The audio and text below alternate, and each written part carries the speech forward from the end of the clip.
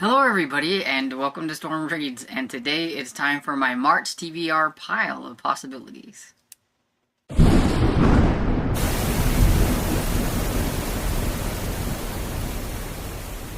It is a pile. It's a giant pile.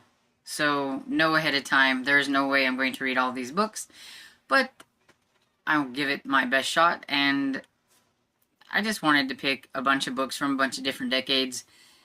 Things that I've been curious about, things that are on my want to read, and all that kind of good stuff, and this just gives me an excuse to put them all on TBR, but that doesn't mean I'm going to get to them all. But March Mystery Madness is created by Elizabeth from LizziefayeLovesBooks, and I think his name is Troi Towel, I think. I'm never sure. I forget to write it down. And there's a slew of co-hosts, which I am one of the co-hosts and everything. And so I will put all the co-hosts and everything down in the description, if I remember, and everything, so that you can go and check out their videos and everything. Maybe they've got their TBRs going. I don't know. But I know I was wanting to get mine out and everything because I'm really excited about a lot of these, to try a lot of these and everything. So there are 3 different paths you can take. And I think I'm a little bit of a lone wolf because I'm never very good at choosing a certain way to go because I want to read all the books. I do think that my pile is going to probably hit all 3 paths because you have the deep dive, which is you can deep dive into any decade. And then the path 2 is to travel through the publishing decades. So you could pick a mystery from a wide variety of decades and read those. Path 3 is the contemporary trip through the decades. So you could read a more modern book that was written in a modern days, but it makes you travel back to a decade or whatever. So I think a lot of mine are probably going to hit all of that. I do have a decade picked out, like one that I'm going to do a deep dive through, but then I have a nice pile of possibilities from a bunch of different decades. So we'll just see what happens. The one thing though, I do have buddy reads, and those are going to be my main priority reads, and then everything else will just, be whatever I can get to. So whenever I made the announcement video, I asked if anybody would like to buddy read Until Proven Guilty by J.A. Jance with me. I will put a picture of what it actually looks like, the cover here, but I have a bind up. It was so funny because Kat from Cat Novel Adventure says she has quite a few of these books and that she would see if she had the first one, like the Until Proven Guilty, which is the first in the J.P. Beaumont series, I believe. And if she has it, then she would like to buddy read it with me. And she has a bind up. She goes, I have a bind up. Well, in one of my tubs over there, I seen the back side of a book, and I was like, I should just go and check. Maybe I have book 1. I mean, like, I probably don't, because that's always my luck. But I thought, I should check. So I did, and I dug it out, and I was, like, excited because it has the first book. So I was like, I have a bind up with the first book, so that's cool. Anyway, so I'm not going to talk about what the books are about because then I would be here forever because, like I said, I do have a nice little pile. But yeah, so if anybody else wants to buddy read Until Proven Guilty with me and Kat, I will have a section in my Discord for chatting about this book and everything.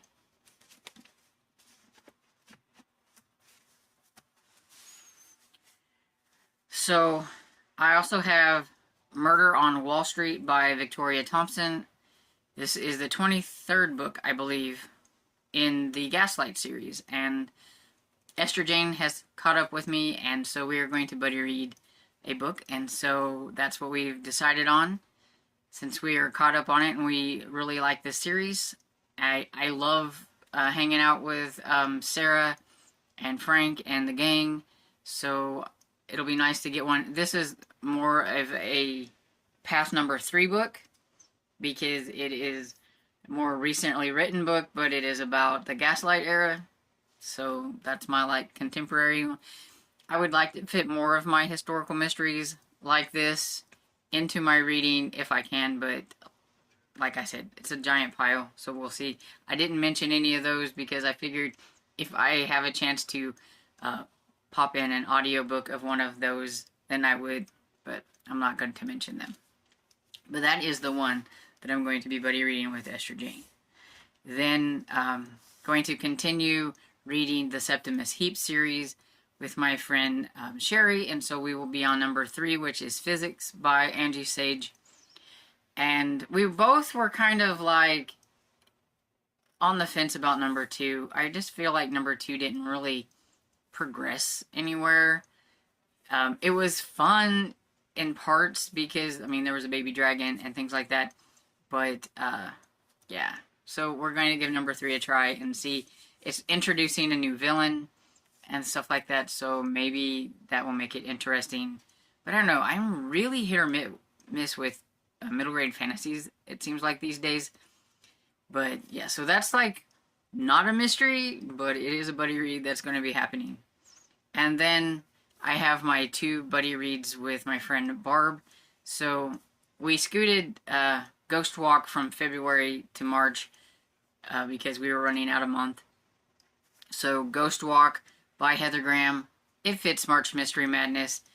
It is a paranormal romance with a mystery. So kind of like more like a paranormal romantic suspense, I guess, kind of thing. It's got a mystery in it. So it fits. And then Small Favors by Jim Butcher, which is the, I think the 10th book in the Dresden Files series that we've been reading. So yeah, not all my books are going to be mysteries, but that's okay. But even the Dresden File has usually mysteries involved, so it kind of hints on mystery, although it's kind of urban fantasy with a mystery, I guess, and everything. So my deep dive is going to be into the 1930s. And mainly it's because it gives me a chance to read more Perry Mason. So the one I don't have a physical copy of, one of these days I will, is number 5, which I believe is The Case of the Curious Bride. I don't have that one. Then I have a Case of the Counterfeit Eye. This one was also on my 25 and 25, so it's a good time to knock another one of those off.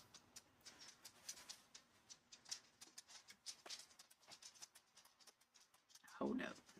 Okay, so it might be a little bit a different spot, but I had to let Dresden out of my room so she could get her a drink of water. Because her little water thing is in the other room, so it doesn't spill in my room where all my books are. And so, anyway, where was I? I don't remember if I mentioned the next one was The Case of the Caretaker's Cat. But I have 3 books picked out by Perry Mason, and so I'm hoping to get to those.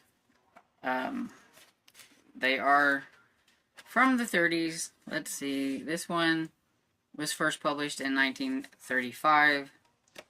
This one in 1935 as well. So, those.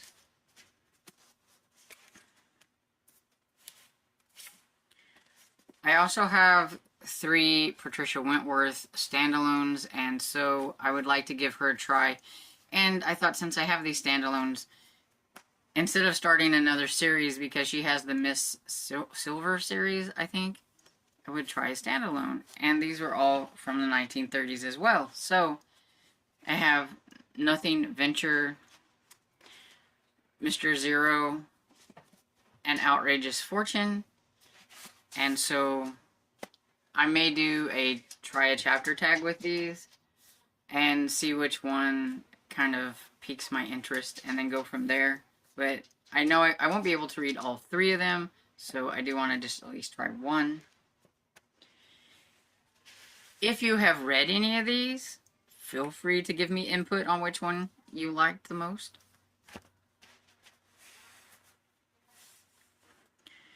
Then, books that I don't have, I would like to try John Dixon Carr. I think that's the name.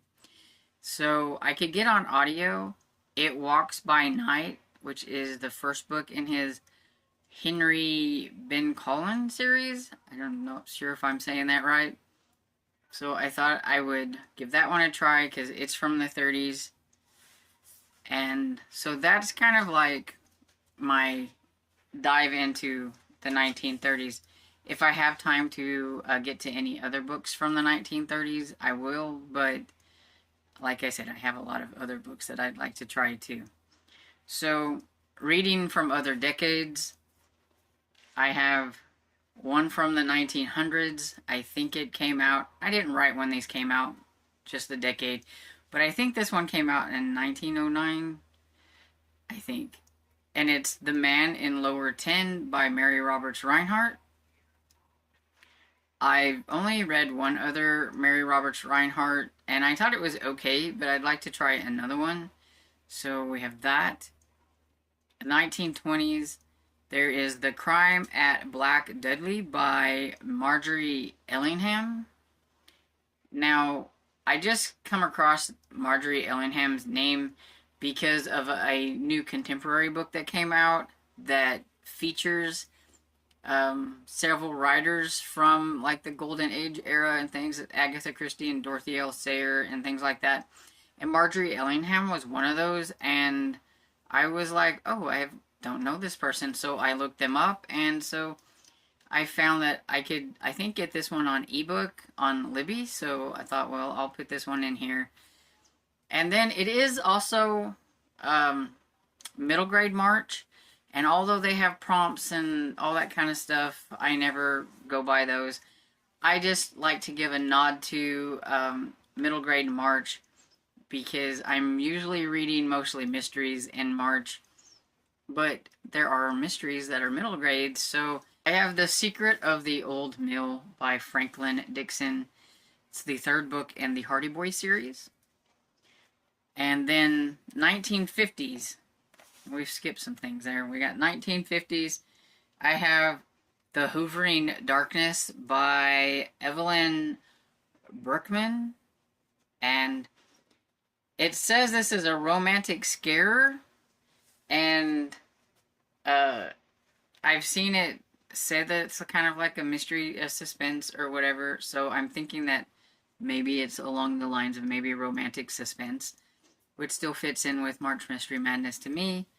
And I'm like really, really curious about it. I mean, this cover is like really cool. And it came out in 1957. And I don't know anything about this author, so if anybody does, they can let me know. But this one is also one from my 25 and 25. So see what I'm doing here? I'm trying to put a lot of my 25 and 25s on here if they fit with the theme. So next I have the 60s. And so I have The Salzburg Connection by Helen McInnes. And this one is a standalone. All of her books are pretty much standalone, except for she has one trilogy. And so this is also on my 25 and 25. And this one sounded pretty interesting when I read the first chapter when I was doing a try chapter with 3 of her books. So I am curious about this one, and I can get it on audio.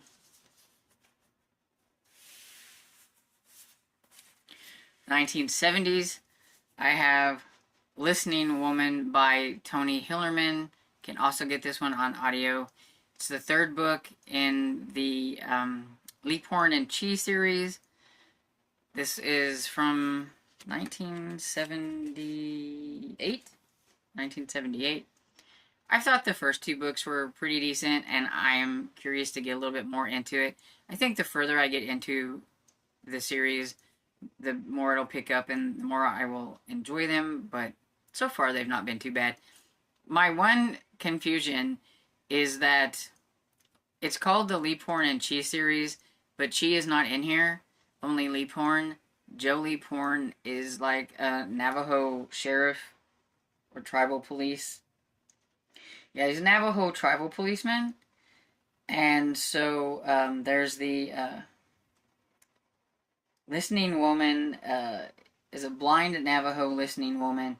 Speaks of ghosts and witches, but Lieutenant Leaphorn of the Navajo Tribal Police knows his people as well as he knows cold-blooded killers and everything.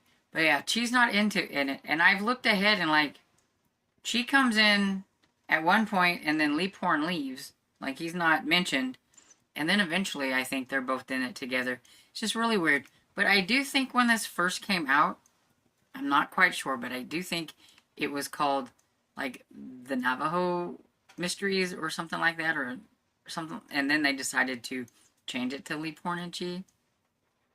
I could be wrong, but I think that's why it's a little confusing, because at first it was just Leaphorn and then Chi, and then Leaphorn and Chi. And now, after he passed away and his daughter writes, she writes in a female person, and then it's like Leaphorn, Chi, and whatever that lady's name is. So, we'll see. For the 1980s, I have The Black Dahlia by James Ellery. I'm not pronouncing names very well. I can get this one on audio. It was just something that I found on Libby, and I was like, well, I was searching for something else. This popped up, and I was like, oh, I have always wanted to try that. Then I looked it up, and it said it was from the 1980s. So I was like, okay, that works. There's a decade. But also have from the 80s a Berlin game by Lynn Denton, I think. And this is the first in a series. I all of a sudden don't remember what the series is called. But I've heard that he's pretty good. I think it's more of like a spy thriller, but that's still kind of, to me, a mystery of sorts. And so I'd like to try it. The only thing, this one's pretty chunky. You know, for me, it's pretty chunky. It's 344 pages. When you're reading with your eyes and you don't read very fast, it's chunky. So I may not get to this one because I can't find an audiobook for this. But it's there. Another chunky one, but I can get an audiobook for, is for 1990, which is Well Schooled in Murder by Elizabeth George. It's the third book in the Inspector Lynley series, and I've been needing to get to that third book for a while now, so this gives me an excuse to put it on TBR, and hopefully that I get to it. And I think this one is Until Proven Guilty is from the 80s or the 90s. I'm not quite sure, so it hits one of the decades that I've mentioned. I just don't remember which. And I have a lot of more contemporary written historical mysteries that I could read, that I'm in the middle of a ton of series for that. I may pop in a cozy mystery just because, you know, I might need a break from some of these others and need a lighthearted mystery. But there's so many things that I would like to read that I know I'm not going to get to. So that's why it's a pile of possibilities. I'm not going to stress myself out. I'm not trying to touch on any other readathons this go around. I think there's quite a few things going on. I usually try to do the Irish readathon, but nothing that I wanted to read was Irish. Sometimes they have like a prompt that's like read a book that with green on the cover, then I might be able to hit it with one of these, but I didn't even check it out this year. So I'm sure there's like a ton of other readathons. So if you're participating in something besides March Mystery Madness, or even the other one that I mentioned, which was middle grade March, let me know down in the comments, because I'm always curious about all the other readathons that are going on that other people are participating in, because sometimes, especially in March, I just kind of concentrate on the mysteries, since that is one of my favorite genres to read, and it's like, ooh, it's a good time to deep dive and read all these mysteries. I do think I will have some carryovers from Retro Romance Readathon. One of the books that I am reading, I do know will count as kind of a mystery because it's a gothic romance, which has a mystery in it. so it would count.